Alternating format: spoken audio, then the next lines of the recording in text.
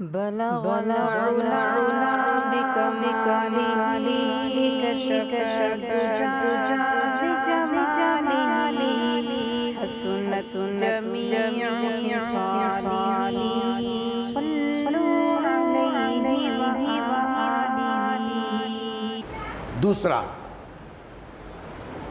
دوسری پابندی کیا ہے معلوم ہے؟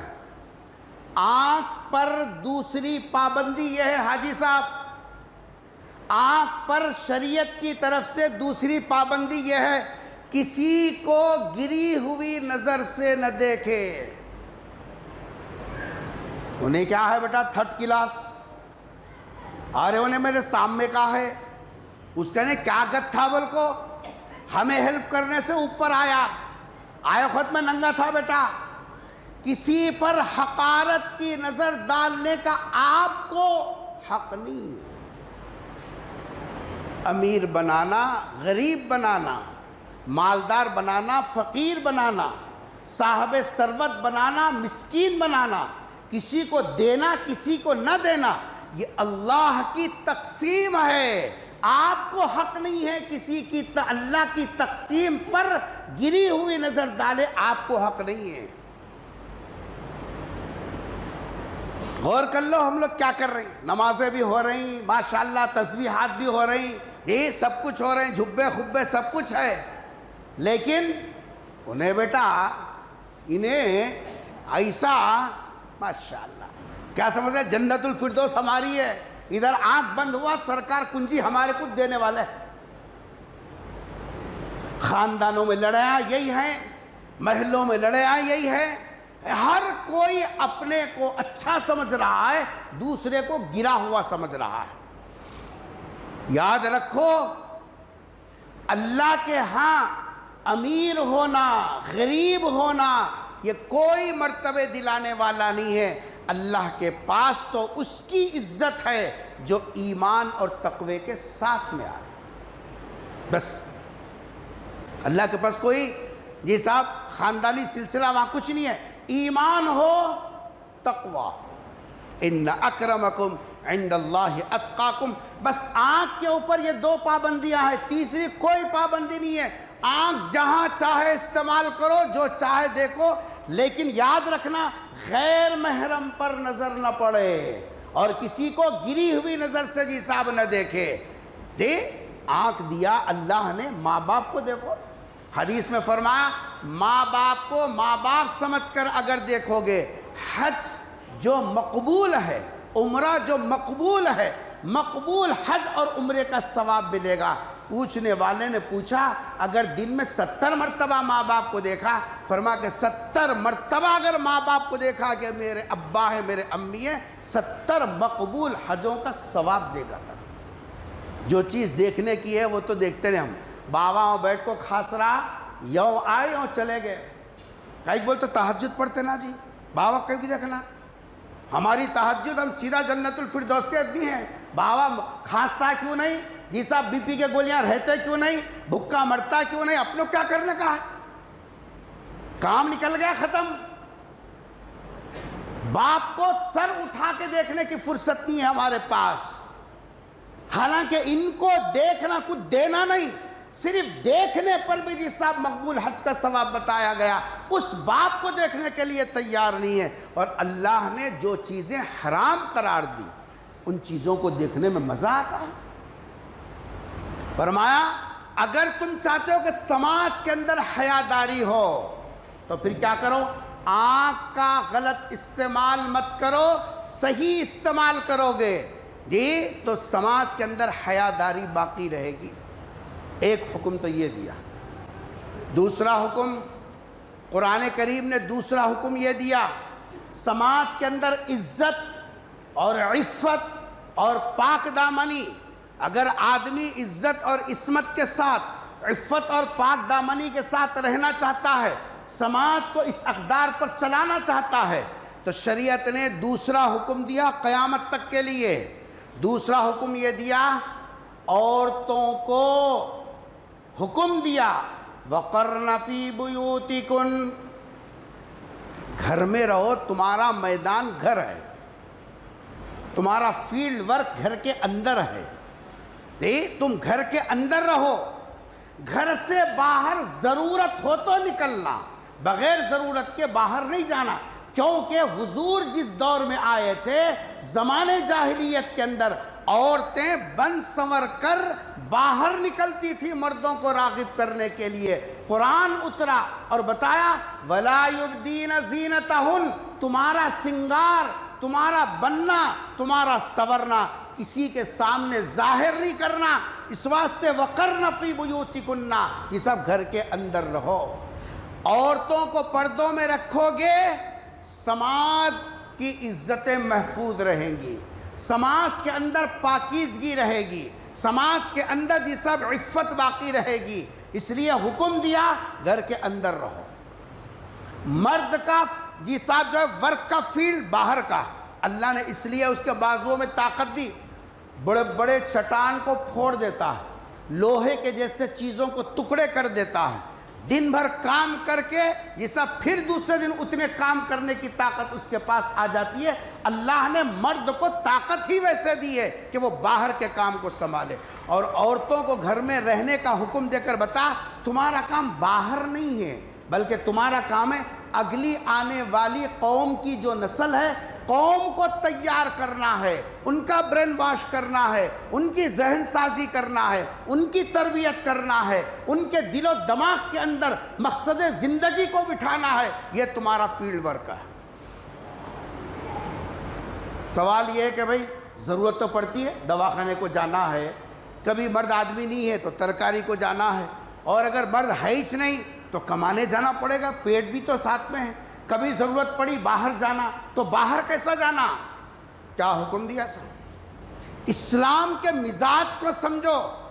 آج غیر ہم پر انگلی اٹھا رہے ہیں تو اس کا ہم منہ توڑ جواب ہی نہیں دے سک رہے ہیں، کیونکہ ہم کو خود نہیں معلوم ہے کہ اسلام میں حجاب کا کیا مقام ہے، اسلام میں پردے کی اہمیت کیا ہے، اسلام نے پردہ کیوں دیا؟ کسی کے اوپر پریشر ڈال کر اس کے حق کو دبانے کے واسطے نہیں دیا، بلکہ اس میں عورت کی عزت ہے، سماج کی حفاظت ہے، کلچر کی حفاظت ہے، اس کے لیے اسلام نے جیسا پردے کا حکم دیا۔ فرما کہ اگر ضرورت کے تحت میں باہر عورت نکلنا چاہے، فرما نکل سکتی ہے، مگر 3 باتوں کا خیال کرنا۔ کتنے؟ عورتوں کو ضرورت پر باہر نکلنے کی اجازت ہے۔ کب؟ ہاں، ضرورت پر۔ چبوترے بیٹھنا ضرورت ہے؟ نہیں، آپ بولیے، ہم بولیں گے تو برا ہوگا۔ ضرورت نہیں ہے، آپ اندر کے، کیونکہ آپ شوہر کی عزت ہیں، آپ سماج کی عزت ہیں، آپ کے اولاد کی عزت ہیں، آپ کی ضرورت اگر ہے باہر جانا ہے، باہر نکلیے، مگر 3 پابندیوں کے ساتھ۔ نمبر 1، پہلی جیسا پابندی، پورا جسم ڈھپا ہوا ہو، پورا جسم۔ وَلَا يُبْدِينَ زِينَتَهُنَّ إِلَّا مَا ظَهَرَ مِنْهَا، ظاہر نہ کریں اپنے جسم کو اور نہ اپنے سنگار کو، الا ما ظہر منہا، مگر جو کھل جاتے ہیں، جیسے 2 ہاتھ 2 پیر، آنکھ دیکھنے کے لیے، ورنہ تو راستہ کیسے دیکھے گا؟ اس کے علاوہ پورا جسم ڈھپا ہوا ہو، یہ پہلی پابندی لگائی شریعت نے۔ باہر نکلو، ضرورت اگر ہے، تعلیم ضرورت ہے، باہر نکل سکتے ہو، یہ صاحب روزگار کے لیے نکلنا چاہو نکلو، لیکن تمہارے لیے یہ پابندی ہے، کیونکہ اس میں تمہاری عزت بھی ہے، سماج کی عزت بھی ہے، یہ صاحب جو ہے پاکیزگی بھی ہے، اور اس لیے فرما کے پہلی جی صاحب شرط یہ لگا دی کہ تمہارا پورا جسم کیسا ہو؟ ڈھپا ہوا۔ ایک محترمہ انٹرویو میں کل بول رہے تھے، مجھے بتا دو پورے قرآن میں کہیں حجاب ہے کیا؟ اور ہمارے بڑے بڑے داڑھی والے بازو جن کو ٹی وی میں آنے کا بڑا شوق ہے، ہاں 3000 روپے لینا، ٹی وی پہ بیٹھ جانا، الف معلوم نہ جی صاحب یا معلوم ہے، اسلام کو بدنام کرنا۔ محترمہ پوچھ رہے ہیں مجھے قرآن کی کسی ایک آیت میں بتا دو حجاب کا لفظ ہے کیا؟ میں پڑھتا ہوں، تم سنو۔ حضور اکرم صلی اللہ علیہ وسلم کی بیویاں اور آپ کی بیٹیاں، سرکار جب دنیا میں تھے، آپ کو معلوم ہے کہ حضور اکرم صلی اللہ علیہ وسلم کی ازواج بیک وقت 9 تھیں، 11 بیویاں تھیں۔ صحابہ کو جب کوئی مسئلہ پیش ہوتا، کوئی چیز لانا دینا ہوتا، تو قرآن نے حکم دیا وَإِذَا سَأَلْتُمُوهُنَّ مَتَاعًا فَاسْأَلُوهُنَّ مِنْ وَرَاءِ حِجَاب۔ حجاب کا لفظ کہاں ہے؟ قرآن کا ہے۔ یہ عقل سے پیدل بیٹھا ہوا ہے، وہ پوچھ رہی ہے، مسلمان عورت پوچھ رہی، ہاں مل صاحب ڈاکٹر ہی پڑھا رہا ہوں نا، ایم ایس سی کر رہی مل صاحب، بی ایس سی کر رہی مل صاحب، ڈبل ایم فل کر رہی مل صاحب، عقل سے پیدل شرم ہے تیرے کو؟ اولاد کو دیندار نہیں بنایا، انجینئر بنانا فرض سمجھا، اس کو ایمان والا نہیں بنایا۔ یہ 25 سال 27 سال عمر ہو جانے کے بعد بھی اس کو معلوم نہیں ہے کہ حجاب کا حکم قرآن کا ہے۔ وہ تو چاہتے ہی یہ ہے کہ اسلام بدنام ہو، تعلیمات بدنام ہو۔ اللہ نے فرمایا نبی کی بیویوں سے کوئی چیز لینا دینا پوچھنا ہو، پردے کی آڑ سے لو، پردے کی آڑ سے پوچھو۔ ارے سمجھ میں آ رہا؟ دیہاتوں میں کبھی چھوٹے چھوٹے دیہاتوں میں جاتے ہیں تو وہاں مسلمان گھرانوں کی پہچان 2 ہی چیزیں ہیں۔ کھڑے گاؤں میں بیچارے غریب محنت مزدوری کرنے والے، زراعت پیشہ، جی ان کے پاس پیسہ کم رہتا، اناج رہتا، سال کو سال اناج آتا، بس پیسہ تو بہت مشکل سے ان کو نظر آتا۔ وہ غریب زندگی کے اندر مسلمان اپنی پہچان 2 چیزوں سے رکھتے ہیں۔ آج بھی دیہاتوں میں جا کے دیکھو، ایک تو ان کے گھر کے چوکٹوں کا رنگ ہرا ہوتا، سمجھ جانا کہ یہ خان صاحب کا گھر ہے، پٹھان صاحب کا گھر ہے، ملا والوں کا گھر ہے، فلاں کا گھر ہے، سید کا گھر ہے، پٹھان کا گھر ہے۔ یہ پورے گاؤں میں یہ مسلمان ہے، ان کی گھر کی چوکٹ کا کلر کیسا ہے؟ بڑا محل تو نہیں ہے، اتنا بڑا بورڈ لگانے کے واسطے، کاشان ہے عبداللہ بول کو لکھ کو لگانے کے واسطے تو پیسے ہیں نہیں، بیچارے غریب ہیں۔ اور دوسرے ان کے گھر کے اوپر پردہ لٹکتے رہتا ہے۔ پردہ لٹکتے رہنا اس بات کی پہچان ہے کہ وہ گاؤں کا مسلمان کا گھر ہے۔ یہ 2 علامتیں ہیں گاؤں میں کسی مسلمان کے گھر کے پہچان کی۔ ان کے پاس کچھ نہیں ہے، باہر نکلے تو گوشی دکھتی، جی صاحب بنین کو نکلتے ہیں، سمجھ میں نہیں آتا کہ جی صاحب انہوں مسلمان ہے غیر مسلم ہے، لیکن گھر کی چوکٹ چیخ چیخ کر بول رہی ہے کہ یہ مسلمان ہے، گھر کا پردہ چیخ چیخ کے بول رہا کہ یہ مسلمان ہے۔ پوچھو ان بڑے بزرگوں سے، ایک دور تھا آج سے 20 سال 25 سال پہلے جب رکشے چلتے تھے، رکشے میں بھی وہ رکشے والا مسلمان لیتا تھا جس رکشے کے اندر پردے کا کپڑا رہتا تھا۔ رکشہ لانے سے پہلے پوچھتے تھے پردے کا کپڑا ہے تو چلو، نہیں تو نہیں۔ آج ہم نے M S C B S C پڑھا دی، کپڑے اتار دیے، آج دوسروں کو بولنے کا موقع ملا کہ کپڑے اتار کے آنا، چلا بن کے نہیں آنا۔ ہم پکار رہے ہیں، ہم نے موقع دیا، ہمارے پردے کو ہم نے ٹھوکر مارا، ہمارے گھروں سے جنازے نکالے۔ قرآن نے کہا کہ الا ما ظہر، جو ضرورت کے جتنے حصے باقی ہیں۔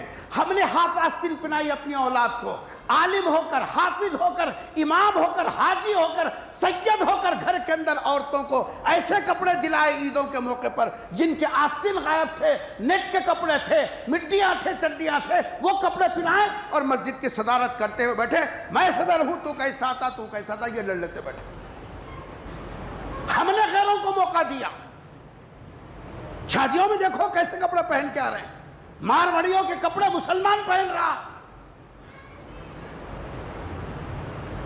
غیروں کو موقع ملا کیسا ہمارے حجاب کو نوچنے کا؟ راستہ ہم نے بتایا، راستہ ہم نے بتایا۔ تو قرآن نے کیا کہا؟ اسلام نے کہا عورت گھر ضرورت سے باہر نکل سکتی ہے، مگر پہلی شرط کیا ہے؟ شاید آپ حضرات سننا نہیں چاہ رہے، جیسا منڈیاں نہ کو ہلا، منہ سے بولو، ہم کس سے بول رہے ہیں؟ منڈیاں ہلا رہے ہیں کھڑے کے، منہ سے بولو کیا شرط لگائی؟ پورا جسم ڈھپا ہوا ہونا، پورا جسم ڈھپا ہوا ہونا شرط ہے، پہلی شرط۔ دوسری شرط باہر نکلنا ہے ضرورت سے۔ قرآن پڑھو یارو، قرآن پڑھو۔ قوالیاں سن کے تو بالاں سفید ہو گئے، ڈی جے لگا لگا کر تو پوری نوجوان نسل کو تباہ کر دیا۔ یہ رونا کس کے سامنے رونا ہے؟ جس کو بولو آگ لگ رہی ہے، نہ اذان کا لحاظ نہ نماز کا لحاظ۔ مسلمان آٹو گانے لگا کے جاتا، تیری مسلمانی کہاں باقی رہی؟ خالی اسپیکر لگانے سے تو مسلمان ہے؟ جو کمائی کر روزگار کا اللہ تبارک نے ذریعہ دیا آٹو، اس میں گانے لگا اور اوپر لگا ماشاءاللہ سبحان اللہ، ماں باپ کی دعا ہے۔ شرم ہے تیرے کو؟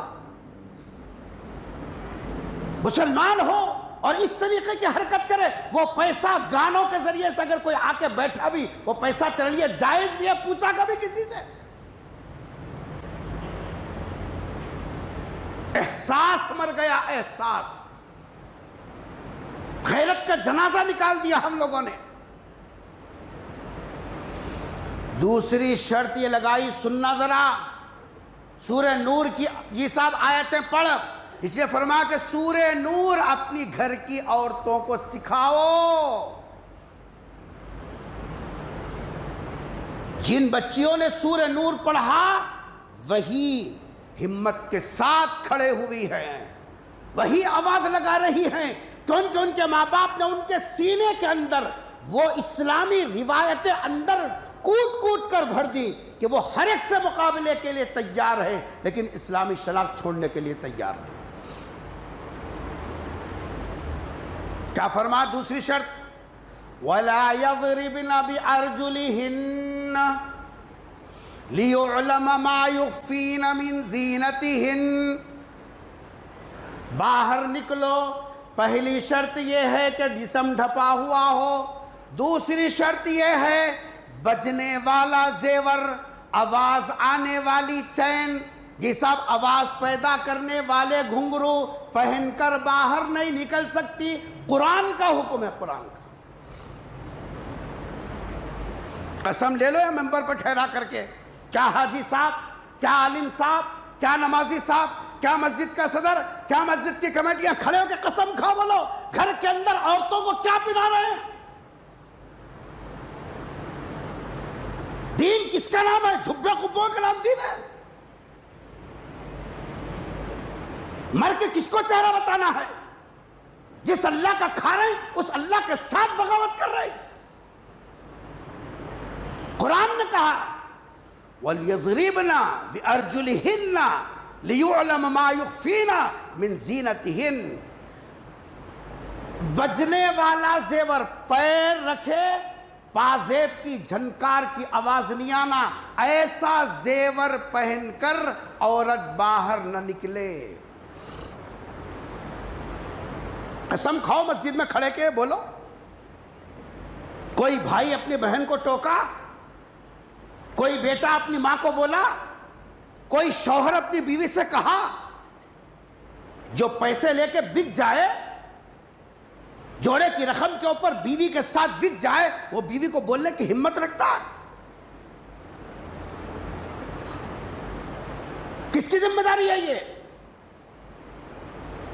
زیور پہنانا معیوب نہیں ہے، گناہ نہیں ہے۔ زیور تو عورت کو پہننے کی اجازت ہے، لیکن اس میں آواز نہیں آنا،